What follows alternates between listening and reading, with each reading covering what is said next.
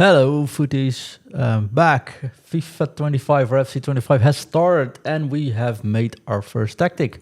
So far, pretty successful. Qualified on the first run. Beat some pros with this, actually, so that's pretty good, I think. And now we go further. I'll quickly explain why I made this tactic and I'll talk you through it. But the code's on top of the screen. I'll put it in the notes. You can also just copy it. Go ahead and don't show anything from the footage itself. Whatever you want, really. But at least I'll try to explain. It's a 4-2-3-1 white formation. Why 4-2-3-1 white? One, I think it's, especially in this stage of the game, crucial to have two CDMs. I think that makes a massive difference. You want one CDM that can actually pass and one CDM that is just a good defender. The higher the defensive stats, the better, actually.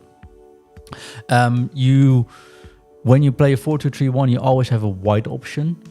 So if players do use the narrow formations, use the through balls, etc., this is actually really good against it. And I'm also going to say, whatever you do, you want some pace on your defenders, you want some pace on your midfielders, you want some pace on your fullbacks, because those are king. It is about a play style which, if you have the ball, it is more like finding the triangles, play slowly. You don't need to rush, you get a chance anyway, so just take your time. So I think this is a pretty cool starting setup. I'll talk you guys through it. All right, so the 4-2-3-1 white, short passing. So this is because we want to maintain our defensive shape, and this works extremely well. And if you don't know that yet, if you have the controller in front of you, if you press the L1 button or the LB button on Xbox, a player will go for a long run. In this setup, we'll mostly be using the R1 button. So you want players to come towards you. So you look at a player, you click the R1 button once, the player comes towards you, and if the player comes towards you, you can pass in the ball. Works extremely well with this new build-up short passing style. So you always have players available. And those triangles you will get always.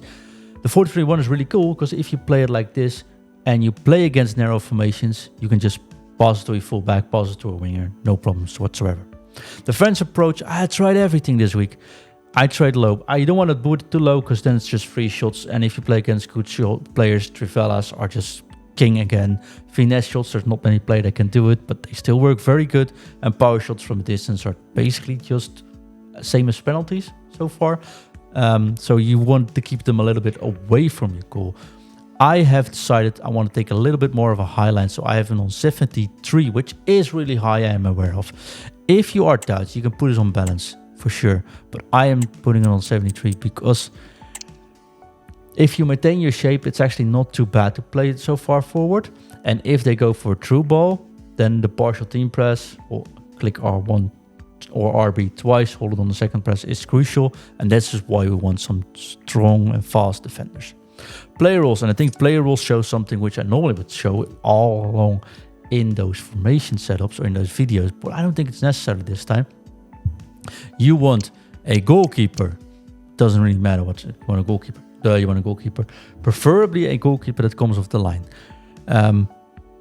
Tim Howard isn't good in this, so I'm not doing it at all. I think for a goalkeeper, you put him on where he's best.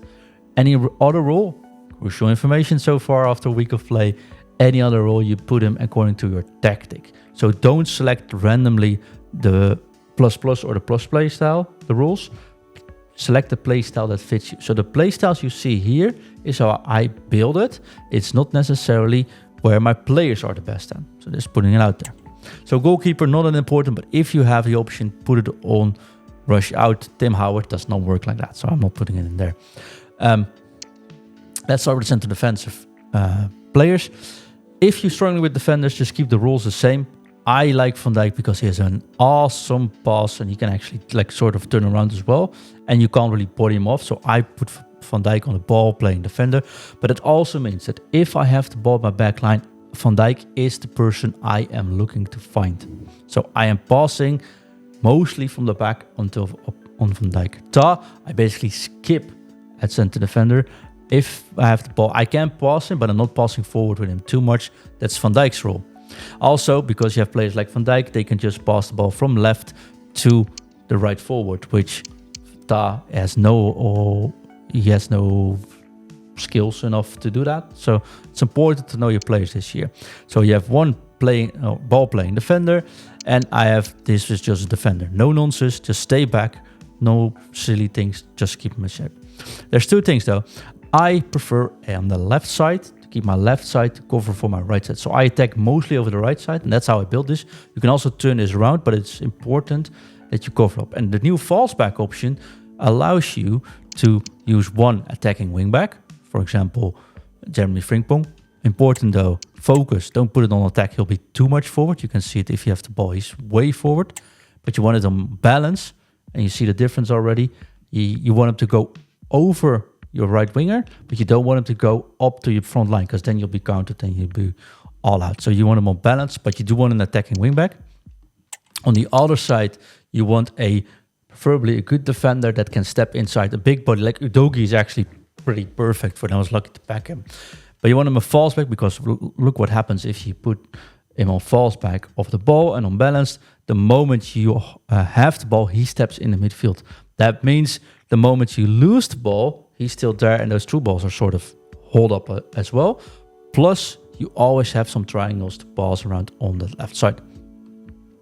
Center defensive midfielders are the most important players in this formation, without a doubt.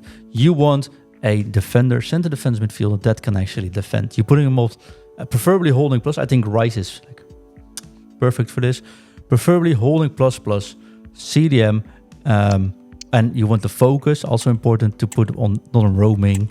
I saw that happen a couple of times. Just put it on defend, and preferably holding plus. You just want him to stand in the way, possibly. You want a deep lying playmaker on the other side, a player that steps in between the lines to get the ball, to open up.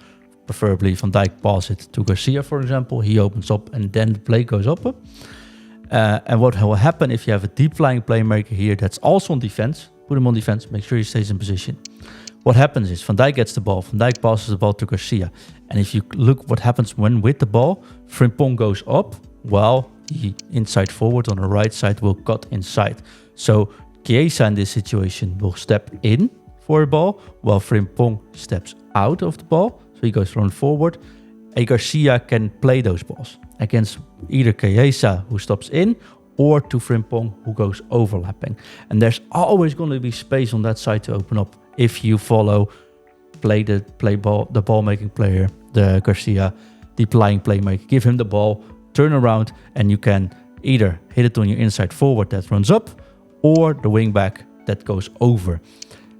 The shadow striker is also available to pass to in most situations. Once they figure out, you will attack mostly over the right wing.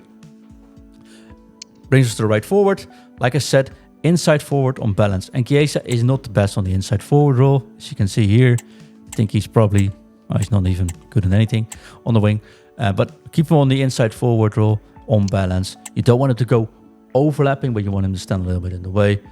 Attack over the right side. If you go on the left side, it's an inside forward, because with the ball you see Werner will close the gap in, will stick in.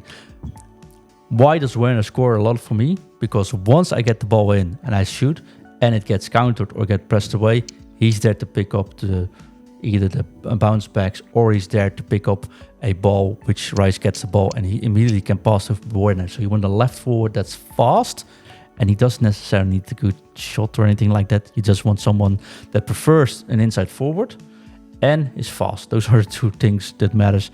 And if he is low shooting, then just don't shoot with him. But you have to make sure he can. The inside forward on the other side has to shoot, because he will be in a shooting position a lot more when the fullbacks overlap and gets the ball. Cam, you want a Cam as a shadow striker. So he will be the player that if, for example, in my situation, Kane is all the way from on top, there's a gap in midfield, he's there to pick up the ball, or for Chiesa to get the ball and pass towards him. He's usually sort of the linking pin in attack. You want someone with high dribbling, high composure, preferably a good shot, but you also want someone that if you pass in the ball, he can hold the ball up for a second. So preferably a little bit of bigger players, but at least make sure they have high composure and can dribble. Like I think Shadow that Musiala has, the Tiki Taka one, is ideal for this. So good there. Forward, honestly, whatever you prefer. But if you put him on advanced forward, he will always make sure that against good players, he goes stepping up, right? The back line from them moves along.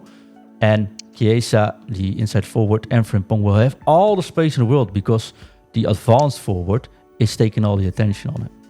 And if you don't have someone that's an advanced forward there, they will just run with your fullback that overlaps. If they then intercept the ball, you're open for a counter. But this works crucial for me. How do you play this? You play a lot with R1. You pass the ball. You be patient. This isn't a counter tactic. This is a tactic where you have the ball, you dominate play. But it's also a tactic that if they press you, you will always have options. You can always pass back. You have triangles available. And this is also a formation that I think works tremendously well against those very narrow formations that want to keep playing through balls. Brought me a long way so far. You won't get many chances. That's why you need a striker that is good at shooting, not necessarily fast, but just good at shooting. Kane works for me there, but it is a different play. It's I think a setup that works very well with the current somewhat slower playstyle. I hope you enjoyed. If you have any questions, let me know, and I'll definitely be back with the next one. So good luck.